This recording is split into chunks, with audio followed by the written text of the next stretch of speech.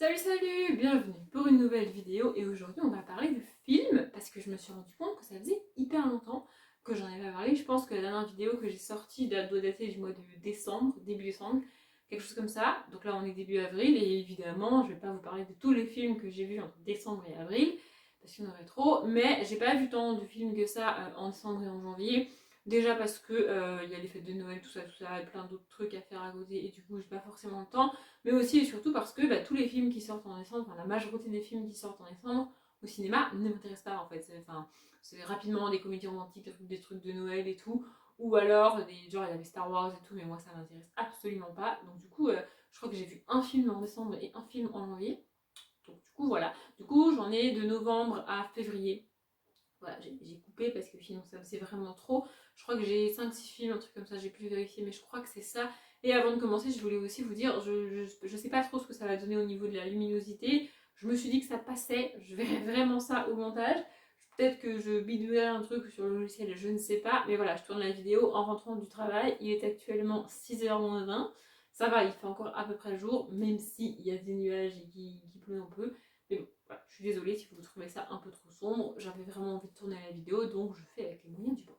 Et du coup, je commence avec le film que j'ai vu en novembre, dont je vous avais pas encore parlé. Donc je l'ai vu au cinéma avec mes parents, d'ailleurs, si je dis pas de conneries, et c'est Hors Norme. Alors comme d'hab, j'ai plus tous les acteurs et j'ai plus le réalisateur, enfin j'ai pas le réalisateur comme ça, donc je vous écrirai ça quelque part par là ou là, je ne sais pas. Voilà, comme ça vous aurez les infos.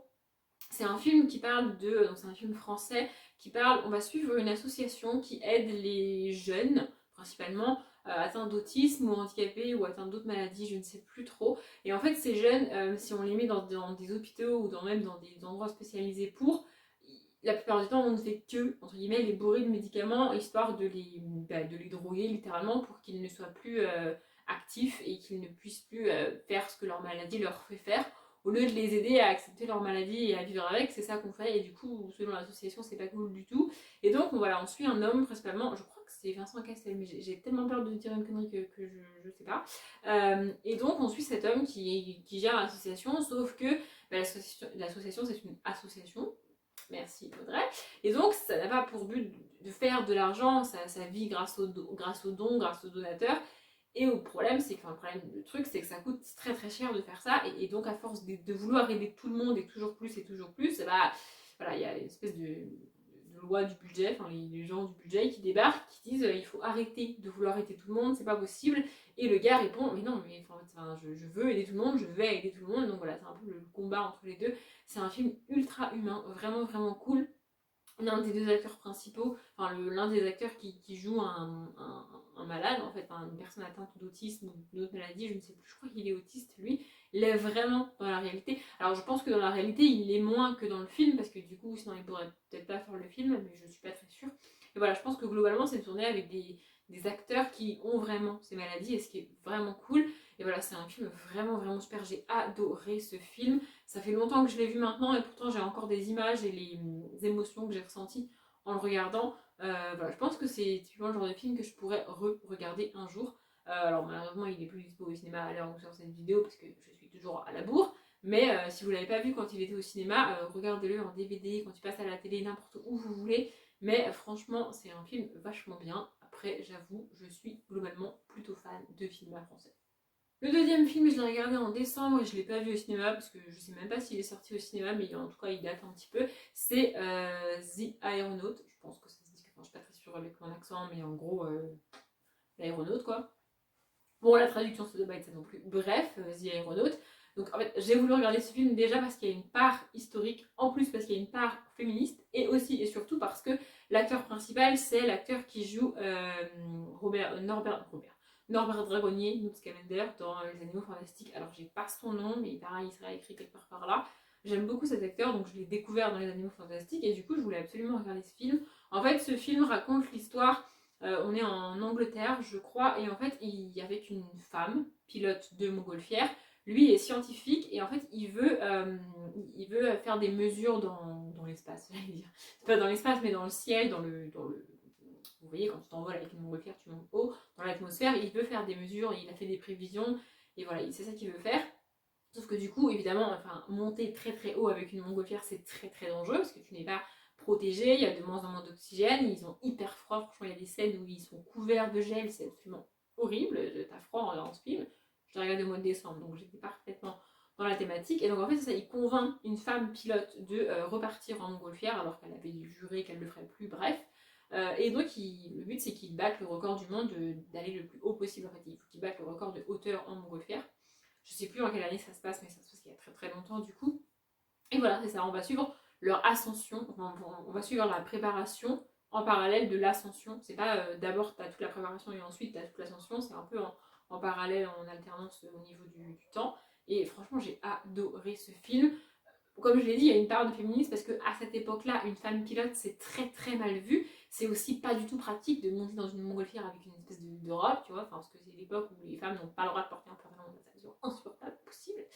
Et donc voilà, c'est hyper mal, c'est hyper mal vu. C'est pas du tout, ouais, c'est mal vu. Sa famille n'est pas d'accord, tous les autres pilotes de montgolfière sont pas d'accord, tout le monde leur dit qu'ils vont pas y arriver. En plus de ça, avant, elle a eu un accident et du coup, tout le monde lui dit que c'est sa faute, alors que pas forcément, en fait, parce qu'il y a une femme dans la montgolfière qui a un accident, donc c'est forcément la faute de la femme. Mais voilà, on est à une période où l'égalité homme-femme, c'est pas du tout à l'ordre du jour. Et j'adore l'acteur, enfin j'ai adoré les deux acteurs principaux. Les noms sont écrits ici, toujours pareil, parce que j'ai pas les noms. Voilà, vous me direz, je pourrais faire l'effort de les apprendre, mais en fait, il faudrait que je les lise. Si je les sais, je les dis. Si je les sais pas, ben, je vous les écris. Je trouve ça plus facile. Bref, c'est un film que j'ai vraiment, vraiment beaucoup aimé. C'est un soir de décembre où il faisait nuit, où je déprimais, où j'avais pas envie de lire. J'ai lancé le film et franchement, je passe un bon moment. Voilà, donc ça c'était très très cool. Je crois qu'il n'est pas sorti au cinéma et je ne comprends pas pourquoi un film comme ça n'est pas sorti au cinéma si c'est le cas. Bref, si comme moi vous ne l'avez pas regardé et que vous ayez aimé ou pas d'ailleurs l'acteur des Animaux Fantastiques, ce film vaut le coup, vraiment. Ensuite, au mois de janvier, donc toute fin janvier, je crois, je suis allée au cinéma voir Scandale. J'avais vlogué ce jour-là, donc j'essaierai de vous retrouver le vlog et de vous mettre en barre d'infos, mais je ne sais même pas si dans le vlog j'ai dit quel film j'ai été allée voir. Donc là, pareil, on est sur une thématique féministe, beaucoup plus récente. On est sur un événement historique, pareil, un truc qui s'est réellement passé. Malheureusement, en fait, on va suivre, je crois que c'est, je sais plus, je crois que c'est la Fox. Non, je sais plus. C'est un gros média américain. On est pendant la campagne de Trump et en fait, des femmes qui vivent, les femmes qui travaillent pour ce gros média américain sont victimes de harcèlement au travail, de harcèlement sexuel. Et il y en a une qui va décider de enfin dire stop, dire ça suffit et porter plainte. Et donc elle porte plainte et en fait au moment où elle porte plainte, elle ne sait pas, enfin elle sait qu'il y a d'autres femmes qui ont vécu ça et qui ont subi ça, mais elle ne sait pas si on va la soutenir, elle ne sait pas si les autres vont en parler, vont se dénoncer, vont vouloir le dire, vont vouloir l'annoncer publiquement, parce qu'on est toujours dans le putain de culpabilité, c'est-à-dire qu'une femme victime de harcèlement sexuel ne veut pas le dire parce que la faute va retomber sur elle, parce que la honte va retomber sur elle, parce qu'on va lui dire bah ouais mais t'avais qu'à pas le faire, parce qu'on va lui dire bah ouais mais si tu l'as accepté c'est que tu le voulais un peu. Voilà, on va toujours critiquer la victime alors qu'on devrait avoir honte d'avoir travaillé avec le mec qui a fait ça. Et en fait moi, ce qui me rend toujours tarée dans ce genre de situation, c'est que je ne comprends pas, vraiment, avec toute la meilleure volonté du monde, je ne comprends pas comment un homme peut accepter, préfère forcer une femme à le faire pour son plaisir à lui, plutôt que de trouver une femme qui accepte de le faire. Enfin, je veux dire, c'est possible, peu importe ton physique, peu importe ton âge, peu importe tout ce que tu veux, c'est forcé. Il y a au moins une personne au monde qui va accepter de faire tout ce que tu veux sexuellement avec toi. Enfin, je comprends pas ce plaisir, je vois pas, j'ai du mal avec ça. Mais voilà, c'est ça qu'on va suivre. Et donc on va suivre les hommes. Voilà, c'est une histoire vraie. Les trois actrices, donc en fait on suit une présentatrice d'émission qui est là depuis très longtemps dans la boîte. On suit une qui est là depuis un peu moins longtemps et qui est beaucoup plus mise en avant dans l'émission parce qu'elle est encore dans l'âge où elle est jolie, tu vois. Et on suit une toute jeune employée qui essaye de monter les échelons et du coup on lui fait bien comprendre que si elle veut monter les échelons, il va falloir passer à l'action, littéralement. Et donc voilà, ensuite, principalement ces trois femmes-là, mais il y a aussi plein d'autres femmes malheureusement dans l'entreprise qui ont été victimes de ça, et donc c'est basé sur des faits réels avec Balance Support, tout ça. C'est à peu près à la même période.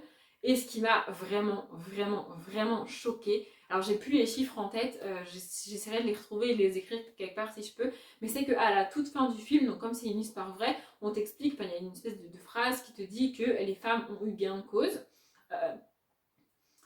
Et ce qui m'a vraiment choquée, alors j'ai plus les chiffres en tête, j'essaierai de vous les retrouver et de vous les écrire par là, pareil. Mais c'est qu'à la fin du film, comme c'est basé sur une histoire vraie, on a une phrase qui s'affiche sur fond noir, écrit en blanc, je crois un truc comme ça, qui te dit que les femmes, enfin les victimes ont eu gain de cause et qu'on a versé, alors je sais plus combien de dédommagements aux, je sais pas, 30 ou 40 femmes qui ont porté plainte, et je sais plus combien de dédommagements aux 3 hommes en question. Et la somme totale versée aux 3 hommes est plus importante que la somme totale versée à toutes les plaignantes, alors qu'elles sont beaucoup plus nombreuses. J'ai trouvé ça vraiment ouf, quoi. C'est-à-dire que l'entreprise a plus payé les agresseurs, quoi, parce qu'elle a été obligée de les remercier, de les virer, quoi, mais leurs indemnités de départ cumulées ont été supérieures aux indemnités qui ont été versées aux victimes. J'ai juste halluciné quand j'ai fait, j'étais là, mais what? En fait, je me suis dit, ok d'accord, elles ont gagné, c'est une grande avancée, c'est cool, mais on verse plus aux agresseurs que... Enfin, voilà, ça m'a un peu choqué à la fin, mais ce qu'il faut retenir majoritairement, c'est qu'elles ont eu gain de cause et que donc c'est possible, même dans des grosses entreprises, même parce que là, en fait, le risque, c'était que la boîte ferme, en fait, parce que c'est un média américain hyper populaire, hyper connu, et bah, du coup, ça risque... Enfin, il y avait un risque pour l'entreprise, mais bon, à un moment donné, humain entreprise, je choisis l'humain. Bref, je passe au film suivant parce que sinon je peux en parler pendant encore très longtemps de celui-là. Du coup, au mois de février, j'ai été voir Le Prince oublié. Donc j'ai été voir ce film principalement parce que l'acteur principal c'est Omar Sy et j'adore Omar Sy. Et franchement, j'en suis ressortie en mode c'était pas ouf. En fait, l'idée est bien, le concept est cool, mais il y a plein de scènes que j'ai trouvé hyper kitsch et du coup voilà, j'ai pas vraiment accroché avec la réalisation tout simplement. Le, comment dire, le scénario m'a beaucoup rappelé Vice Versa, c'est à peu près la même idée. Voilà, on va suivre on va suivre Omar Sy, donc il joue un père célibataire avec sa fille, enfin veuf, il est veuf et tout seul avec sa fille.